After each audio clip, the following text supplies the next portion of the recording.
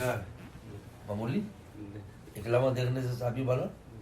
آپ اس کو معمولی نہ سمجھیں, آپ اس کی اہمیت کو سمجھیں کہ آپ کو سامنے آپ کے پیش ہو گئے اور آپ سلام پیش کر وہ آپ کو دیکھ رہے ہیں اور آپ کو جواب دے رہے ہیں.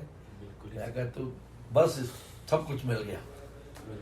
اور ٹھیک ہمارے دل سلی کچھ آرزوئیں ہیں اور یہ اور وہ ہے.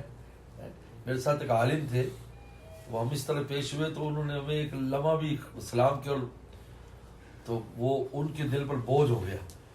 وہ پہلے حاضری پر آئے تھے تو میں پیچھے پیچھے تھا, تو میرے چہرے پر مسکراہٹ دی تو مجھے دیکھ کر لگا آپ مسکرا رہے ہیں, میرے دل پر بوجھ ہو گیا.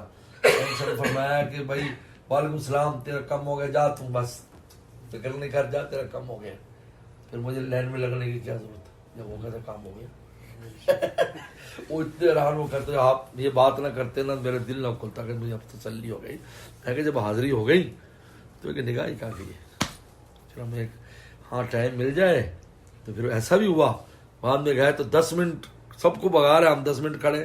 میں کہ آج فرما رہے ہیں بھی کھڑے رہو, دیکھو سب دائیں بائیں بولو یلا یلا یلا یلا, اور ہم 8-10 ساتھی جو ہم وہ کھڑے 8-10 منٹ کھڑے اور ہم سے سلام پڑھ رہے ہیں.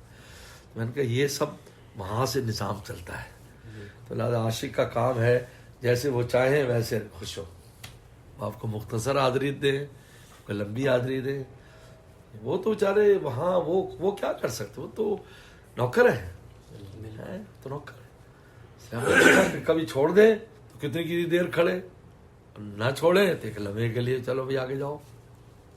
تو دل کو سلی رکھے کہ آپ نے سلام پیش کیا, سامنے آ گئے اور آپ وسلم سے براہ راست جواب ہمیں موصول ہو گیا اور آپ کی نگاہ محبت شفقت ہم پر پڑ گئی, بس کافی ہے.